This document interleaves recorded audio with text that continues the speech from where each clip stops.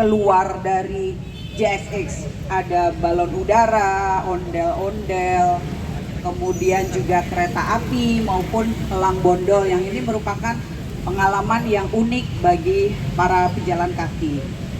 Setelah itu di bagian samping Bapak ada juga charging station, di mana masyarakat dapat memanfaatkan charging station ini untuk tetap terkoneksi, mengingat peran smartphone di dalam kehidupan sehari-hari sangat vital pada era masa kini. Dan yang terakhir adalah video sejarah kawasan, di mana instalasi berdiri. Karena ini berdiri di Cikini, maka akan ada video singkat tentang kawasan Cikini. Kami dibantu oleh wartawan independen Bapak Aji Sayuti dan juga sejarawan Bapak JJ Rizal, Pak, untuk memberikan masukan dan juga memvalidasi supaya info sejarah yang kami tampilkan itu akurat. Dan dengan semangat inklusivitas, kami juga menggandeng Itawan As, teman-teman berkebutuhan khusus, Mas, yang mereka menuangkan karyanya tentang Jakarta dan menggambarkan karyanya di huruf J. Ini teman-teman kita yang ikut menggambarkan di setiap instalasi berbeda-beda Bapak gambarnya. Nah, rencananya instalasi ini akan ada sekitar 41 lagi ditempatkan di seluruh area-area publik di Jakarta untuk memberikan pengalaman yang unik dan seru bagi para pejalan kaki. Tentunya kami sangat menunggu sekali dan sangat menyambut baik kolaborasi dengan semua pihak untuk menciptakan kreasi-kreasi yang lebih unik lagi dan feature-features yang lebih baru untuk lebih memberikan kenyamanan bagi para pejalan kaki dan juga para wisatawan. Demikian Bapak Gubernur, terima kasih.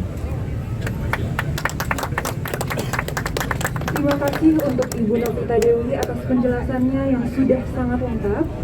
Selanjutnya dipersilakan untuk Bapak Gubernur memberi pandangan serta testimoni terhadap fasilitas baru ini. Terima kasih Bu Novita, Pak Iwan, dan seluruh jajaran Jakarta Experience Board, Bapak Ibu dan sekalian. Kawasan ini adalah kawasan di mana banyak orang melakukan perjalanan. Begitu juga dengan Jakarta.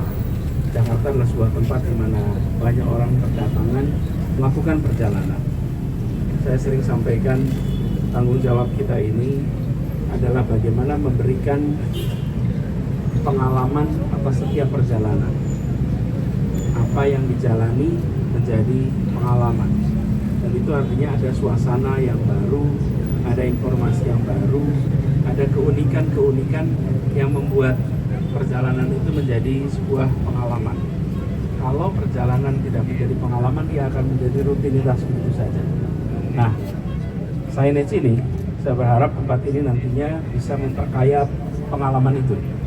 Sehingga mereka-mereka yang melakukan perlintasan di Jakarta, baik dari rumah ke tempat kerja, baik ke Jakarta untuk kegiatan usaha, kegiatan kebudayaan, maka mereka menemukan adanya fasilitas yang memperkaya pengalaman selama berada di Jakarta. Jadi saya apresiasi sekali terobosan ini membuat kita bisa lebih tahu tentang sejarah sebuah tempat, membuat kita juga lebih tahu tentang apa saja yang ada di kawasan ini. Mudah-mudahan dengan begitu perjalanan di Jakarta makin kaya pengalaman. Terima kasih buat JXP. Baik, terima kasih untuk Bapak Gubernur DKI Jakarta Pak Anies Rashid Baswedan atas testimoninya. Sebelum kita akhiri, tampaknya tidak sah jika kita tidak mengabadikan momen penting ini bersama. Maka dari itu, mari kita melakukan foto bersama terlebih dahulu. Untuk Bapak Gubernur, Bapak Kepala Dinas Kebudayaan Bapak Hendy Wardana, Ibu Novita Dewi, beserta kolaborator yaitu Itawan As Asia, sejarawan dan juga ICAT, dipersilakan untuk melakukan foto bersama.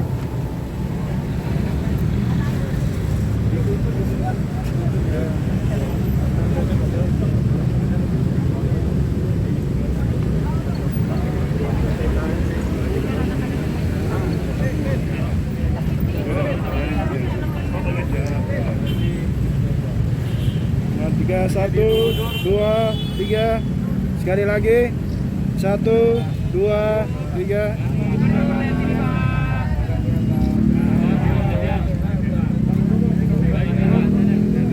Terima kasih.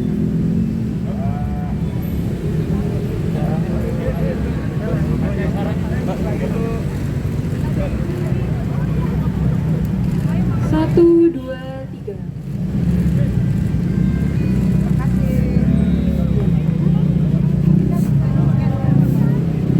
Selanjutnya akan ada pemberian merchandise dari salah satu kolaborator yaitu Kita One Asia.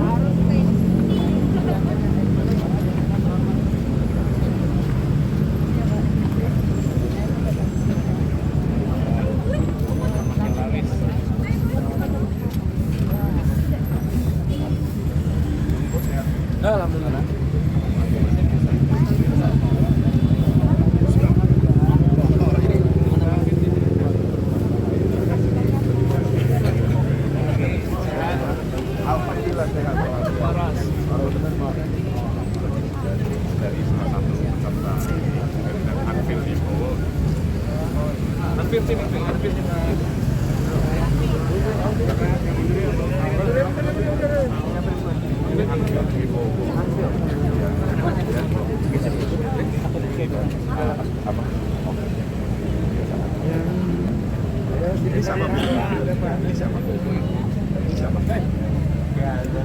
Oh, Pak Adi.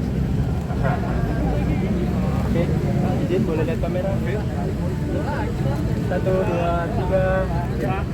Sekali lagi 1, 2, 3. Oke, baik, cukup. Terima kasih. Ada alat Mustaqim. Ada box.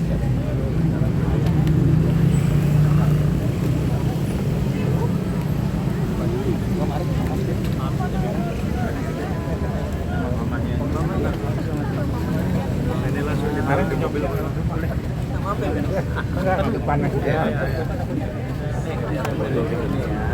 Mobilnya di sana. Iya. Ya, gitu.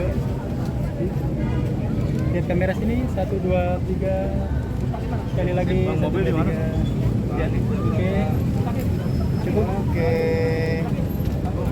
Oke, makasih. Oke.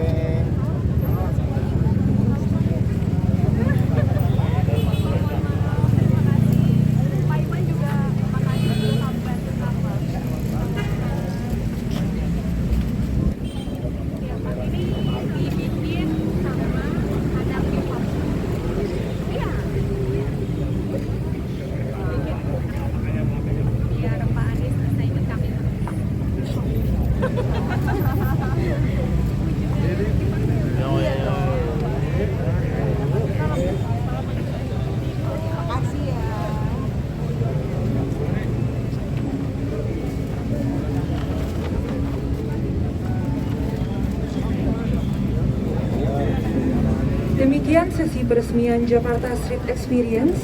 Terima kasih kepada Bapak Ibu tamu undangan dan juga rekan media yang telah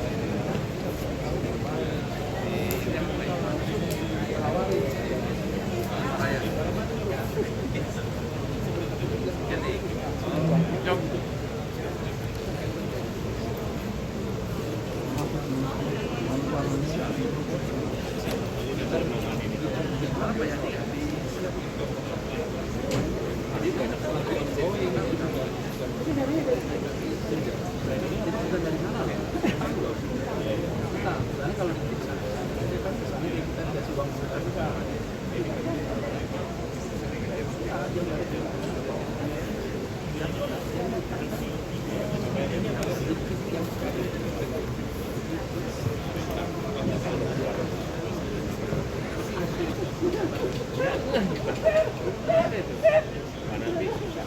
Nanti dipelintir.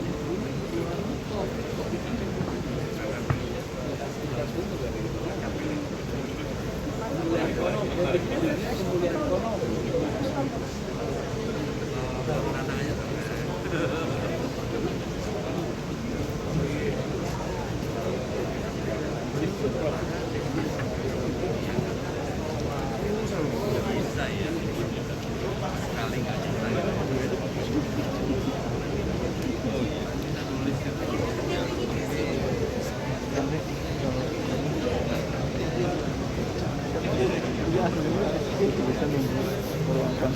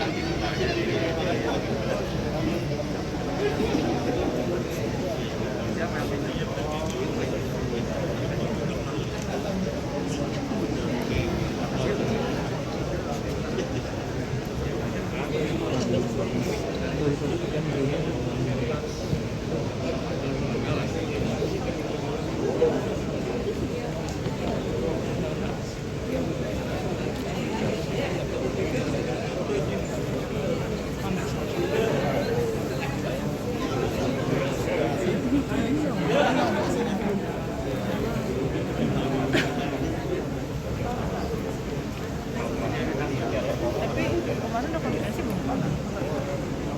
Belum sih kayaknya. Ada bunga Pak kayaknya sama orang.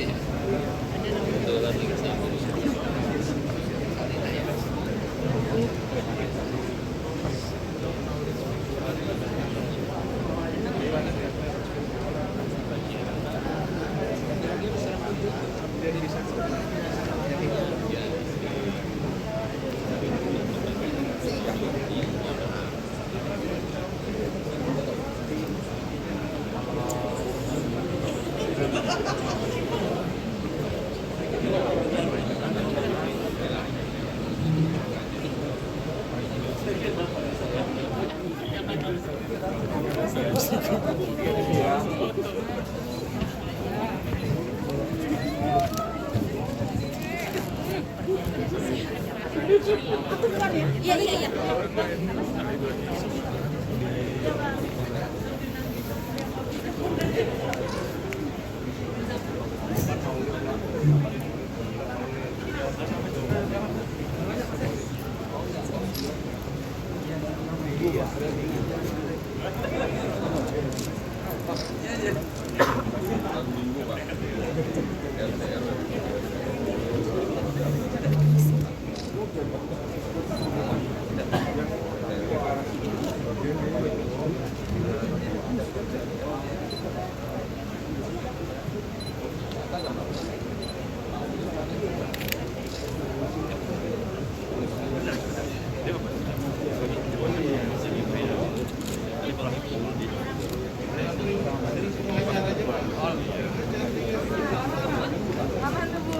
Dia selalu menjadi penyelamat.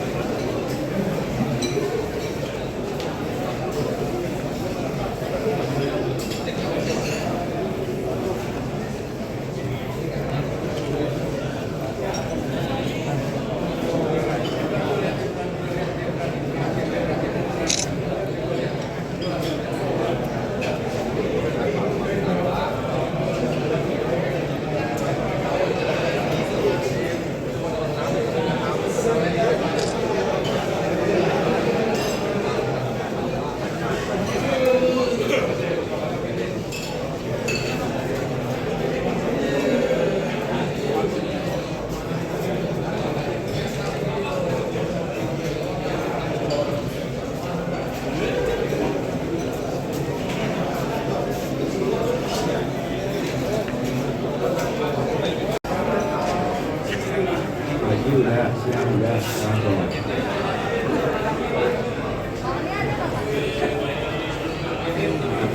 Siap. Jadi teman-teman sekalian, kita bersyukur sore hari ini melengkapkan proses pengenalan kawasan Taman Ismail Marzuki, dan kita berharap dengan pengenalan ini masyarakat akan lebih tahu tentang apa saja yang sudah dilakukan revitalisasi di tempat ini. Memang pembangunannya relatif komprehensif. Jadi wajah tim hari ini secara fisik nampak sangat berbeda dengan sebelumnya. Dan kita berharap ini nantinya betul-betul menjadi sebuah ekosistem kesenian yang akan menghasilkan karya-karya seni yang membanggakan, menjadi tempat untuk berinteraksi, saling belajar, saling tukar pengalaman, dan tempat bagi masyarakat untuk bisa ikut merasakan karya-karya seni yang terkurasi dengan amat baik. Sore ini kita melakukan semacam dialog publik dengan para pemimpin redaksi, para jurnalis dan masyarakat umum yang diundang untuk hadir.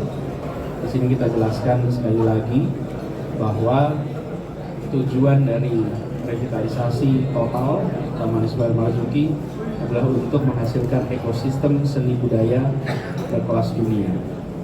Dan pemerintah DKI Jakarta berkomitmen untuk membiayai aktivitas seni budaya di Jakarta, di Taman Ismail Marzuki ini, sehingga para seniman bisa memikirkan karya seninya, adapun negara hadir memberikan subsidi untuk pembiayaannya. Sampai dengan akhir tahun, Taman Ismail Marzuki ini dibiayai oleh pemerintah dan tidak dikenakan biaya untuk yang menggunakan. Dialokasikan 28 ya, alokasikan 28 miliar sampai dengan akhir tahun. Lalu untuk menjaga kualitas standar, maka dari Dewan Kesenian Jakarta menentukan ada 6 orang yang menjadi Dewan Penasehat, yang mereka lah yang nanti akan melakukan kurasi, akan melakukan seleksi untuk siapa-siapa saja yang bisa tampil di tempat ini. Lalu ada badan pengelola di bawah Jakpro yang nanti akan mengelola tempat ini, dan nantinya badan pengelola ini diharapkan menjadi sebuah unit usaha, badan usaha milik daerah khusus di bidang kebudayaan. Nah, saya perlu garis bawahi sekali lagi bahwa pilihan menggunakan entitas BUMD supaya ada fleksibilitas dalam manajemen, tidak terikat dengan kekakuan aturan birokrasi, karena begitu birokrasi pemerintah, karena begitu sampai kegiatan seni budaya di sana ada kebutuhan-kebutuhan yang berbeda dengan di pemerintahan. Akan tetapi dia tidak diarahkan dan tidak dituntut untuk menjadi sebuah pusat pencari keuntungan atau profit center, tapi benefit center, memberikan manfaat. DKI sudah memiliki beberapa PT seperti itu. Ada PT MRT, ada PT Transjakarta. Itu contoh di mana mereka beroperasi sebagai sebuah PT, tapi pemerintah membiayai supaya apa? Supaya memberikan manfaat bagi seluruh masyarakat di bidang transportasi. Kali ini memberikan manfaat di bidang kebudayaan, di bidang kesenian. Dan bila nanti menjadi sebuah BUMD sendiri, maka ini menjadi pertama kali ada BUMD khusus di bidang kesenian dan kebudayaan. Itu jangka panjangnya. Dalam jangka pendek, kita berharap dengan Dewan Kesenian Jakarta sebagai institusi penjaga kualitas di sini, kolaborasi antara Jakpro, Dewan Kesenian, dan Dinas Kebudayaan akan bisa menghasilkan ekosistem yang sehat di dunia. Tadi seputar itu diskusinya, saya mengundang Pak Danton Siombing untuk menyampaikan beberapa hal yang terkait dengan peran DKJ. Silakan Pak. Terima kasih Pak. Selamat malam rekan-rekan. Secara garis besarnya semua sudah disampaikan dengan lengkap oleh Pak Gubernur. Kembali saja saya ingin menekankan bahwa hasil revitalisasi ini sudah patutnya kita apresiasi. Kemudian lebih lanjut, investasi ini bukan hanya sekedar dari investasi dalam dengan uang, tetapi seperti apa yang disampaikan di awal pendirian tim oleh Gubernur Sadikin adalah investasi kultural. Dan tentunya sekarang dengan zaman yang berbeda, bahwa bagaimana terutama kita berbicara generasi muda mengalami atau mendapatkan pengalaman dan pengetahuan di tahun 19 itu sudah terlihat beberapa kegiatan yang lalu ya. Nah, sebagai contoh, Dewan Kesenian Jakarta itu sudah hampir zero promotion ya. Karena mereka sendiri yang memviralkan di TikTok. Artinya apa? Mereka melihat ada relevansi ruang ini terhadap diri mereka ya.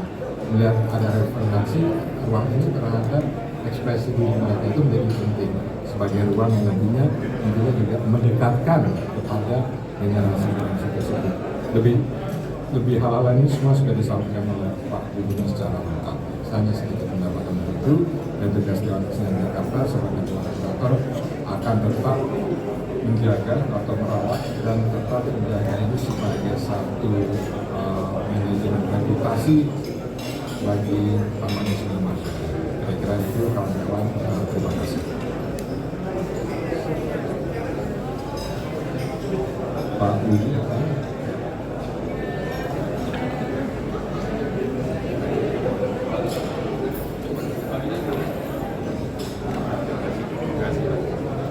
melanjutkan yang Pak Gubernur dan Pak Danton.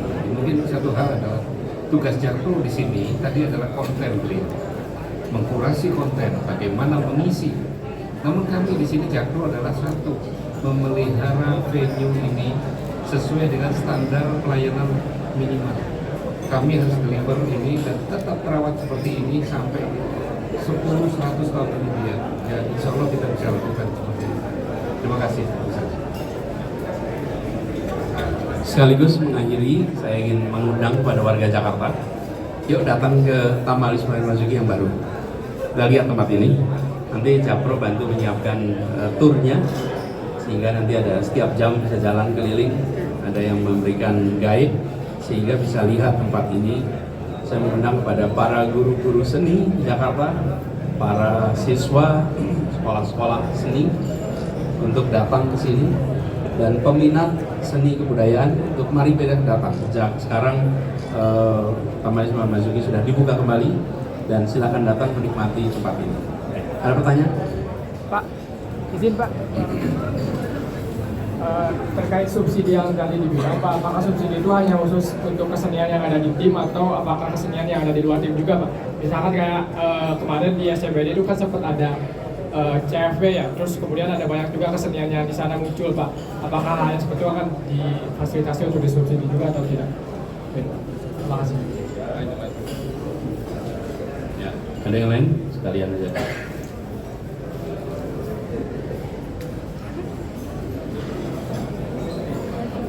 Nggak ada. Iya, detik. Pak, mau penegasan aja Pak terkait pernyataan Bapak beberapa waktu lalu yang terkait tim tidak akan dikomersialisasi. Ya. Itu bisa dijelaskan lagi apa maksudnya apa dan konteksnya tuh apa gitu Pak yang tidak dikomersialisasi? Gini, pertama soal seperti begini, untuk yang di tim ada sendiri. Kemudian kita di DKI Jakarta itu 3 tahun lalu pisahkan antara pariwisata dan kebudayaan. Nah, lewat dinas kebudayaan, di situ dukungan-dukungan untuk aktivitas kebudayaan, aktivitas seni di berbagai wilayah Jakarta diberikan. Jadi kalau mau punya kegiatan, ingin dapat dukungan pemerintah, maka ajukan lewat dinas kebudayaan. Di situ tempatnya. Yang di tim ini beda lagi. Karena di tim dikelola langsung untuk subsidi khusus aktivitas di dalam Taman Ismail Marzuki. Apa yang dimaksud tidak komersial? Komersialisasi artinya begini, tidak dijadikan tempat mencari untung. Itulah. Jadi walaupun ini kita investasi 1,4 triliun, tapi kita tidak kemudian mencari pendapatan untuk menutup investasi 1,4 triliun semata-mata. Jadi bukan begitu, karena ini kita mencari manfaatnya. Sama seperti kita bangun stadion, bangun lapangan sepak bola standar FIFA, itu ditulis tidak untuk dikomersialkan, artinya tidak untuk disewakan untuk mendapatkan keuntungan. Jadi tujuannya bukan sebagai profit center, itu yang dimaksud. Jadi tentu akan ada biaya, ada subsidi, nah itu yang nanti pemerintah akan memberikan. Nah, nanti siapa yang dapat subsidi? Disinilah peran Dewan Kesenian Jakarta. Mereka yang setelah melalui kurasi dianggap layak, nah itulah yang akan diberikan subsidi. Jadi dengan begitu tempat ini terjaga marwahnya. Dan yang akan tampil pun begitu. Untuk tampil di tim, dia harus lolos kurasi. Jadi tidak semata-mata karena punya uang lalu bisa sewa tim, tapi dia harus lolos kurasi. Jadi itu kira-kira yang kita jadikan sebagai pegangan, dan kita berharap dengan cara seperti ini kita nanti bisa memberikan yang terbaik untuk kemajuan seni di Jakarta. Begitu, terima kasih. Satu lagi Pak, terkait BUMD yang khusus buat kebudayaan itu Pak, itu kan jangka panjang ya Pak. Tapi untuk sekarang ada ancang-ancangnya nggak Pak untuk fondasi? Jadi di bawahnya Jakpro ada namanya Badan Pengelola. Badan Pengelola ini yang nanti secara bertahap nanti akan menjadi sebuah entitas PT tersendiri. Itulah sekarang mulainya dari Badan Pengelola di bawahnya Jakpro. Berarti itu optimis bakal dilanjutkan oleh periode berikutnya Pak? Ya, jadi begini, ini diinstitusikan. Karena bagaimanapun juga kalau kita mengeluarkan anggaran untuk kegiatan seni budaya, jangan harap ada pemasukan dari kegiatan seni budaya, otomatis itu akan dijaga. Dan saya berharap pada semuanya, kita ingin budaya di Jakarta, Indonesia ini tumbuh berkembang, seni juga begitu. Jadi ini bukan komitmen Anies saja, ini adalah komitmen rakyat Jakarta yang diwujudkan lewat dukungan dari DPRD, diwujudkan oleh eksekutif. Dan insya Allah ini bisa sustainable. Saya mohon kita semua nanti jaga sama-sama. Ya, terima kasih semuanya teman-teman. Terima kasih sudah mengikuti full hari ini. Thank you. Saya akhiri. Assalamualaikum warahmatullahi wabarakatuh. Tidak ada tema lain ya, pikiran selesai. Ya. Udah siap Pak. Udah siap menanya Pak. Saya tunduk loh Pak.